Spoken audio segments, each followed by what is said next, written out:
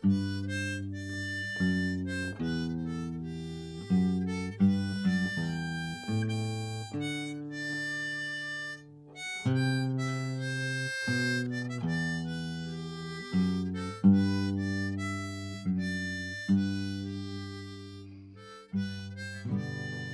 and welcome to the Lincoln Journey. Today is part 14 of the Conspirators, the story of the Lincoln assassination. So, the end for John Wilkes Booth came on April 26, 1865 at Richard Garrett's farm near Port Royal, Virginia, where he was shot and killed in a burning barn. Or was he? Yeah, he was. I was just messing with you. Sergeant Boston Corbett acted alone when he shot Booth in the burning tobacco house. His superior officers didn't give any orders about firing upon the men in the barn, but Corbett felt that he was acting under orders from a higher authority. When Conger and Doherty asked who had shot Booth, Corbett stepped forward and explained, "Providence directed my hand." Providence apparently didn't care that officials from Secretary of War Edwin Stanton on down were hoping to question a living Booth about his conspiracy, and in particular his connections to the government of the Confederate States of America. Would John Wilkes Booth have revealed more about his conspiracy had he survived his capture? Consumed as he was in presenting himself as the embodiment of Southern honor, it is hard to picture him revealing facts to the authorities that would implicate other people. He had a chivalric image of himself to preserve.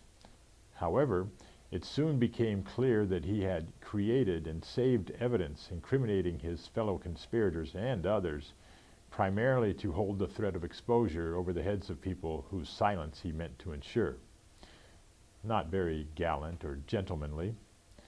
As it was, his criminations in death proved costly, even fatal, to people whose degrees of guilt varied widely.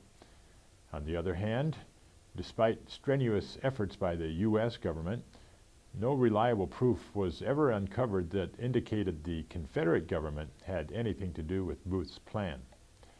These things would become evident in the trial of the conspirators, which we will review shortly.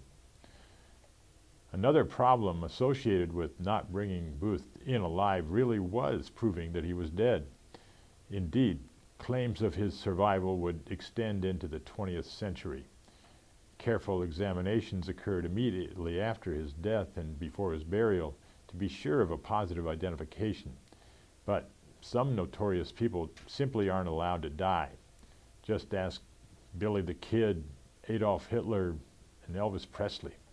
In any case, while still on the Garrett's front porch, Conger, Baker, and Doherty compared Booth to photographs and a description they had with them, and agreed that their corpse matched Booth in every particular, down to the JWB initials that he had tattooed on his own wrist as a boy. Then they rolled the body into Lieutenant Doherty's army blanket and sewed it shut, except for one end where his feet stuck out. Commandeering a wagon for the body, they headed back to Washington. They were going to make Davy Harold walk all the way, but he complained so much about his feet hurting that they tied him to a horse. One of the soldiers made a deal to trade vests with him. The destination for both Harold and Booth's corpse was the Montauk, where several of the suspects were still imprisoned. This was by order of Secretary of War Stanton, who commanded that an inquest be held immediately to confirm the identity of the body. Stanton had earlier in the war kind of invented the press release. Beginning in 1864, he sent daily telegrams to General John Dix, the commander of the Department of the East, based in New York. Dix would make the telegrams available to the Northern press. Stanton had been informing the nation of the progress of the assassination investigation through these telegrams. The information was often imperfect, as is evident in this memorandum announcing the death of Booth, dated the day after he was taken. War Department, Washington, D.C., April 27, 1865. Major General Dix, New York. J. Wilkes Booth and Harold were chased from the swamp in St. Mary's County, Maryland, and pursued yesterday morning to Garrett's Farm near Port Royal on the Rappahannock by Colonel Baker's forces. The barn in which they took refuge was fired. Booth, in making his escape, was shot through the head and killed, lingering about 3 hours, and Harold taken alive. Booth's body and Harold are now here. Edwin M. Stanton, Secretary of War. On this same day, the inquest was held on the deck of the Montauk in view of gawkers on the riverbank. Individuals who could identify Booth were brought aboard, including his doctor and his dentist. In one of the most useful tests, Booth's doctor described from memory the scar on Booth's neck that resulted from his removal of a tumor 2 years earlier. Doctors examining the corpse found a scar exactly matching the description. The parts of Booth's spine and thorax penetrated by Corbett's bullet were removed and are preserved to this day. In Surgeon General Joseph Barnes' report to Stanton of the autopsy, he wrote, "The cause of death was a gunshot wound in the neck, the ball entering just behind the sternocleidomuscle muscle, 2.5 inches above the clavicle, passing through the bony bridge of the 4th and 5th cervical vertebrae, severing the spinal cord and passing out through the body of the sternocleido of right side, 3 inches above the clavicle. Paralysis of the entire body was immediate, and all the horrors of consciousness, of suffering and death must have been present to the assassin during the 2 hours he lingered." Close quote. Barnes had also supervised at the autopsy of President Lincoln. Stanton engaged famed Civil War photographer Alexander Gardner to photograph Booth's naked remains, but as soon as his pictures were developed, all of Gardner's prints and glass plates disappeared. On the same visit, Gardner took pictures of the prisoners on the Montauk and Saugus. Most of the photos that any of us see of Arnold, O'Loughlin, Spangler, Atzerodt, Powell, and Harold, or even the ultimately uncharged Joao Celestino and Hartman Richter, for that matter, were taken by Gardner, either here or on the gibbet where some of them perished. Stanton didn't want Booth's burial location to be known, worrying that it would become a rebel shrine. In an elaborate ruse, a burial at sea was performed without involving the body, which was then taken in the dead of night to the old penitentiary, a prison on the grounds of the Washington Arsenal at the confluence of the East Potomac, across which Booth and Harold had fled, and the main branch of the Potomac. Booth was buried under the floor in an ammunition box in a locked room whose only key reposed in the custody of Secretary Stanton. Testimony in the trial of the conspirators began less than 3 weeks later at the same old penitentiary to which the defendants had been transferred. It was a trial that mocked justice. The nation, not yet recovered from the shock of the cruel murder of Abraham Lincoln and the ghastly attacks at the Seward House, was bloodthirsty and vindictive. The guilty, the not so guilty, and the innocent all suffered from its vindictiveness. We will commence a discussion of the trial in Part 15, but before moving on, I had promised some time ago to read Booth's diary entries from his time as a fugitive. They contain a lot of refutable BS, but I have decided against inserting my own irritated commentary. He made the entries in a calendar book, and as you can see, a number of pages have been torn out. It is unclear whether Booth or someone else removed them. Accusations about it were flung around, mostly at Edwin Stanton, but nothing was proven and the missing pages never reappeared.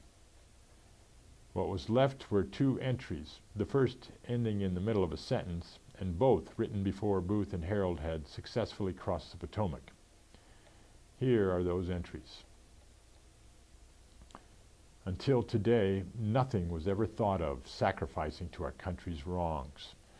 For 6 months we had worked to capture, but our cause being almost lost, something decisive and great must be done. But its failures was owing to others who did not strike for their country with a heart. I struck boldly and not as the papers say. I walked with a firm step through 1,000 of his friends, was stopped but pushed on. A colonel was at his side. I shouted Sic Semper before I fired. In jumping, broke my leg. I passed all his pickets, rode 60 miles that night, with the bone of my leg tearing the flesh at every jump. I can never repent it, though we hated to kill. Our country owed all her troubles to him, and God simply made me the instrument of his punishment. The country is not what it was. This forced union is not what I have loved. I care not what becomes of me. I have no desire to outlive my country. This night, before the deed, I wrote a long article and left it for one of the editors of the National Intelligencer, in which I fully set forth our reasons for our proceedings. He or the government, and there it ends. The letter to the National Intelligencer is the one that John Matthews burned, but not before memorizing the contents.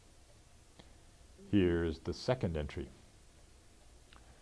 After being hunted like a dog through swamps, woods, and last night being chased by gunboats, till I was forced to return, wet and cold and starving, with every man's hand against me, I am here in despair.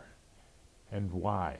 For doing what Brutus was honored for, what made Tell a hero, and yet I, for striking down a greater tyrant than they ever knew, am looked upon as a common cutthroat. My action was purer than either of theirs. One hoped to be great himself. The other had not only his country's, but his own wrongs to avenge. I hoped for no gain. I knew no private wrong. I struck for my country, and that alone. A country groaned beneath this tyranny and prayed for this end. Yet now, behold the cold hand they extend to me. God cannot pardon me if I have done wrong, yet I cannot see any wrong except in serving a degenerate people. The very little I left behind to clear my name, the government will not allow to be printed. So ends all.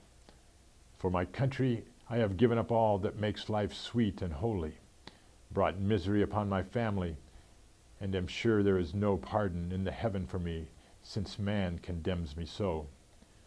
I have only heard of what has been done, except what I did myself, and it fills me with horror. God, try and forgive me, and bless my mother. Tonight I will once more try the river, with the intent to cross, though I have a greater desire, and almost a mind, to return to Washington, and in a measure clear my name, which I feel I can do. I do not repent the blow I struck. I may before my God, but not to man. I think I have done well, though I am abandoned, with the curse of Cain upon me, when, if the world knew my heart, that one blow would have made me great, though I did desire no greatness. Tonight I try to escape these bloodhounds once more. Who can read his fate? God's will be done. I have too great a soul to die like a criminal. Oh, may he spare me that and let me die bravely. I bless the entire world, have never hated or wronged anyone. This last was not a wrong, unless God deems it so. And it's with him to damn or bless me. And for this brave boy with me, who often prays, yes, before and since, with a true and sincere heart. Was it crime in him? If so, why can he pray the same? I do not wish to shed a drop of blood, but I must fight the course. 'Tis all that's left me.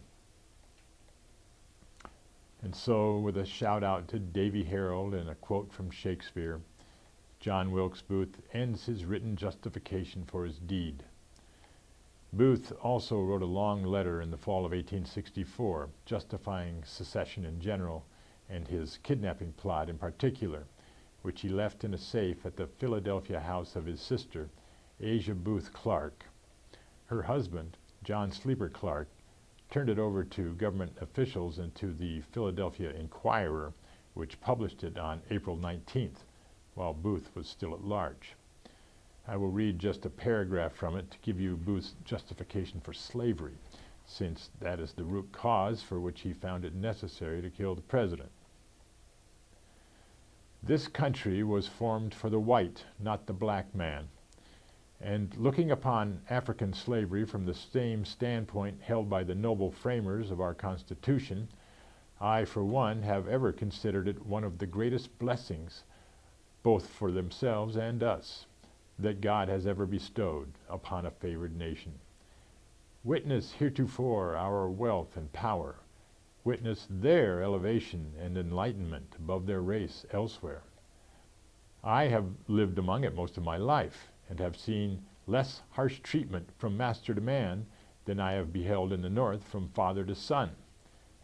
Yet, heaven knows, no one would be willing to do more for the Negro race than I, could I but see a way to still better their condition. See you next time for part 15 as we begin the trial of the conspirators.